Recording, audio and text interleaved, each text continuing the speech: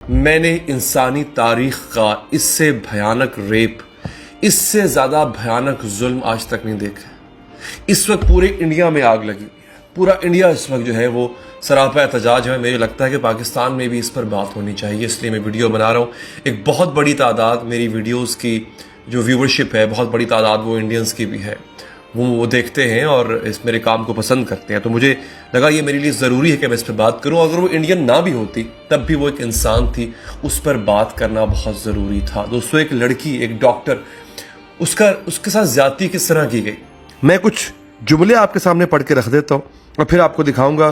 اس doctor کی تصویر آپ کے سامنے آ چکی ہے، اس کے ساتھ کیا کیا گیا ذرا ایک دفعہ سن لیجئے، آپ لوگوں کے ہوش اڑ جائیں گے کہ کیا کوئی اتنا بھی درندہ ہو سکتا ہے۔ دوستو، لکھتا ہے شخص لکھنے والا کہ اتنی بری طرح سے اس کا جسم کچلا گیا کہ جسم کی ہڈیاں ٹوٹ چکی تھیں، ایک ٹانگ بیڈ کی ایک سائڈ پر تھی اور دوسری ٹانگ دوسری سائڈ پر۔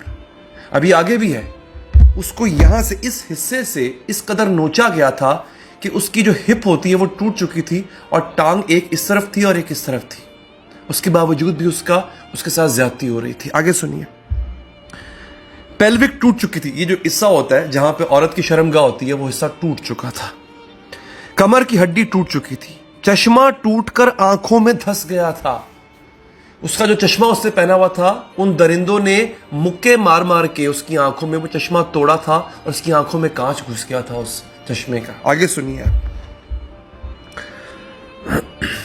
چشمہ ٹوٹ کر آنکھوں میں دھس گیا تھا، ٹانگیں فریکچر اتنی کہ اکٹھی نہیں کی جا سکتی، چہرہ اور جسم خون سے لت پت، جسم پر 100 سے زیادہ کاٹنے کے نشانات تھے۔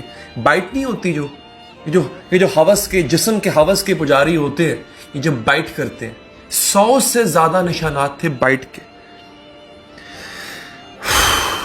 شاید سانس ختم ہو گئی ہوگی اور ہوس پوری کرنے والے اپنی ہوس پوری کرتے رہے ہوں گے۔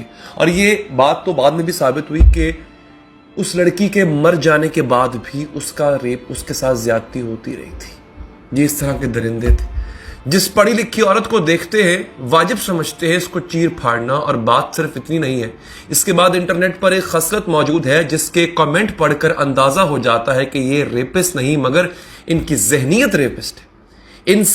اس نے دوپٹہ سر پر کیوں نہیں لیا ہوا؟ کسی وائف ہسبینڈ کی ریسٹورنٹ میں بیٹھے تصویر پر کامنٹ کرتے ہیں، یہ دیکھو بے غیرت مرد۔ بیسکلی بے غیرت ہمارا معاشرہ ہے، اب وہ چاہے پاکستانی معاشرہ ہو یا انڈین معاشرہ ہو۔ میں دونوں معاشرے کے مردوں کو، خاص طور پہ ان ٹھرکی مردوں کو بے غیرت کہوں گا جو نقاب میں، برقعے میں چلتی ہوئی لڑکی کو سکین کرتے ہیں ہوس کے مارے ہوئے۔ اس لڑکی کے ساتھ کیا ہوا دوستو؟ کہا یہ گیا ہے کہ یہ اپنی نائٹ شفٹ کر رہی تھی، 36 گھنٹے کی شفٹ اس کی چل رہی تھی لڑکی کی، ڈاکٹر کی، اور یہ ایک سیمینار ہال میں وہاں پہ تھوڑی دیر کے لیے ریسٹ کر رہی تھی۔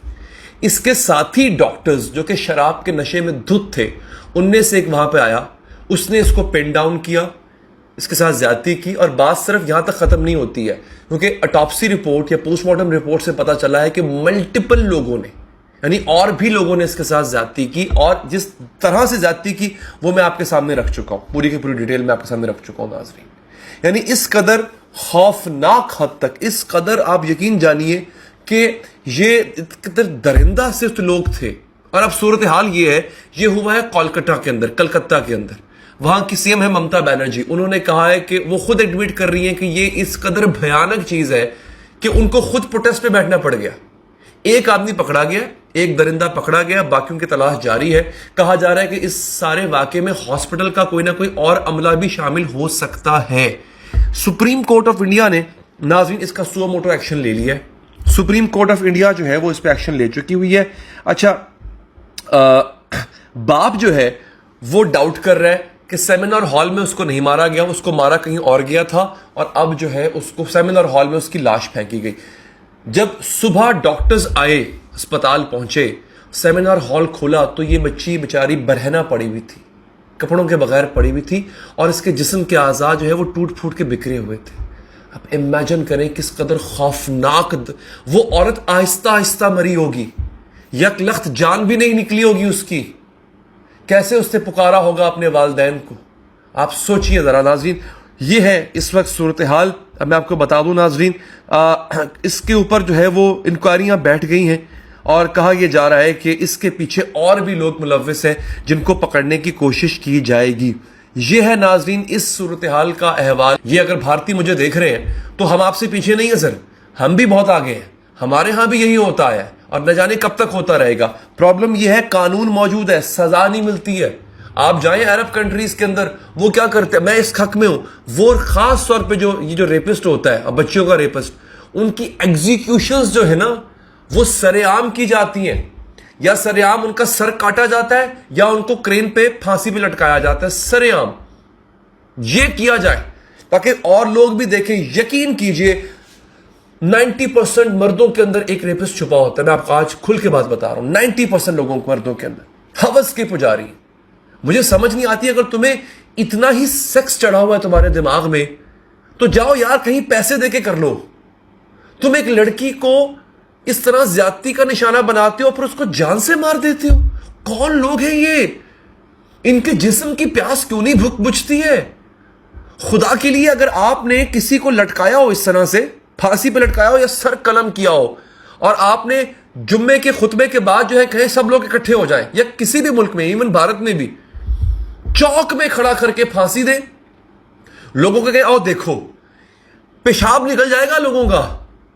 اگلی دفعہ کسی عورت کو نظر بھر کے دیکھیں گے نہیں. یہ وجہ صرف یہ ہے, یہ انسانی حقوق بیچ میں آ جاتے ہیں. آپ دیکھنا اگر اس کو سخت سزا کی بات کی جائے گی, یہاں پر بھی انسانی حقوق والے آ جائیں گے, ہیومن رائٹس والے آ جائیں گے.